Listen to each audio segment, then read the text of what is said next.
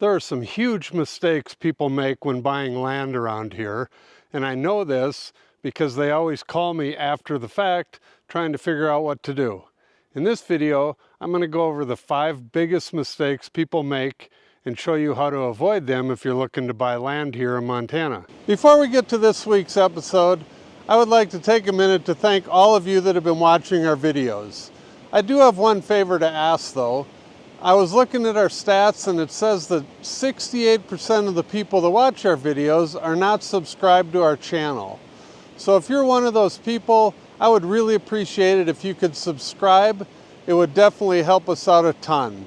Thank you. And let's get on with this week's episode. So the first mistake people make, and it's the obvious one and could be easily avoided, is they don't do enough research about the neighborhood.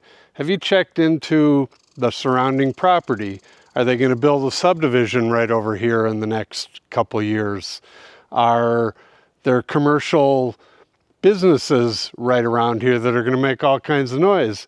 I've talked about it, I've done videos about it. Is there going to be a gravel pit, or is there a gravel pit nearby that you're going to hear? These are things you definitely need to look into and make sure you know the long range forecast for this area or this neighborhood that you're buying in. The next thing people need to check into all the time is make sure you do a survey. As you can see over here, here's one of the property corners. A lot of times on these empty lots, you're not going to find survey pins, especially if it's a bigger acreage. This is 40 some acres, this particular property. So even if there are property stakes, you're not going to be able to see one corner to the other. So you want to make sure you walk the property and understand where the land runs and where the neighbors are, if there are going to be any neighbors, just so you know what you're getting into, and mainly so you build in the proper spot. There was a story I told a long time ago of people that bought a piece of property and they were just walking it with the owner. They weren't using another agent. And he said, oh yeah, our line goes right through here. And so the people were like, great, they bought it. The next spring they started building.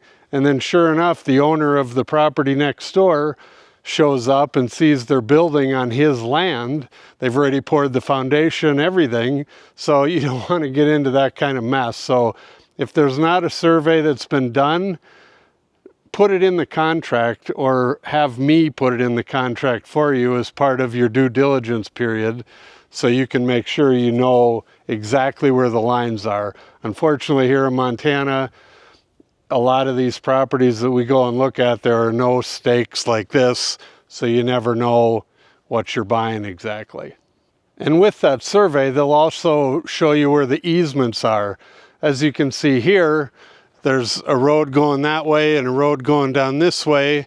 So you just want to make sure that these roads are yours and not a neighbor that's going to have access right through the middle of your property all the time to get to their lot. There's tons of easements in Montana, and you can't get rid of those unless someone that is benefiting from the easement signs off on it, and why would they if they're benefiting from it? So make sure you understand where these roads go, who has access to them, because like I said, even though you bought this particular property, you can't make these easements go away if it is truly an easement. And that's something you'll find out with the survey and looking at the plat maps or any of the county records. The other thing I see people getting in trouble around here with is they don't do their research on the well depths in the area. Some of these lots around here, they're way up on a mountain. We went and toured a property last year and the guy's well was 2,000 feet deep.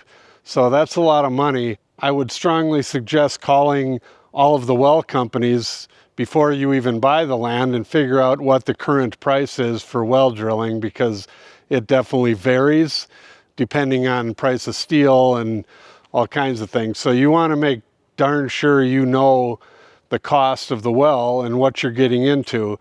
The other thing you can look at, there's obviously going to be some other wells that have been drilled in the area. So you want to just, and I can show you how, or I can do this for you.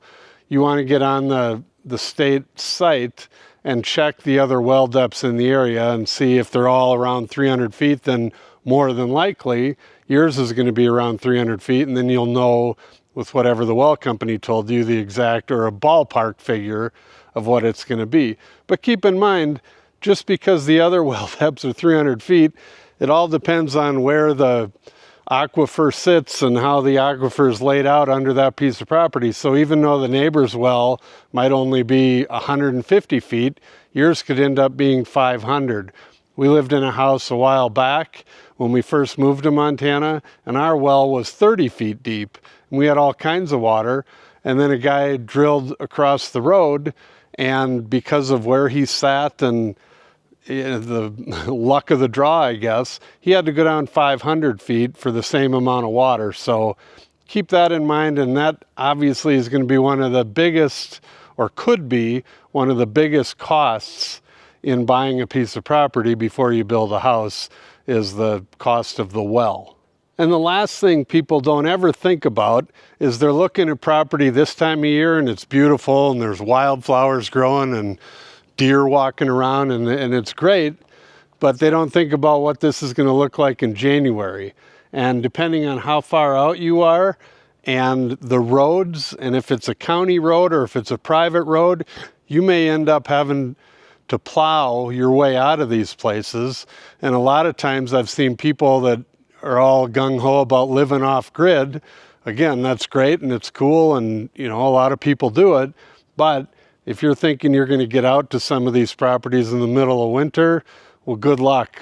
There's feet and feet of snow that falls on the mountains around here, so if you're way up high, you're going to have a heck of a time getting in and out of there because the county doesn't plow every road. Most of these roads on the off-grid properties are private, and you have to take care of it yourself. Some of them, there's other people that live along the road, so you have a neighborhood agreement on paying someone to plow, or maybe one of the guys that lives there plows it. But make sure you keep that in mind and do your research in the summer before you buy the property and find out how you're going to get in and out of here in the middle of winter. So again, if you're buying property in Montana, make sure you do your homework. I'm here to help with that and point you in the right direction, but I don't want you to buy a piece of property that may be beautiful, but you don't have access to it, or it's going to cost a fortune to drill a well, or you have neighbors driving through it.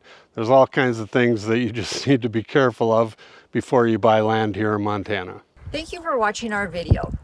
Please call, text, or email for more information, and don't forget to watch our other videos about Montana.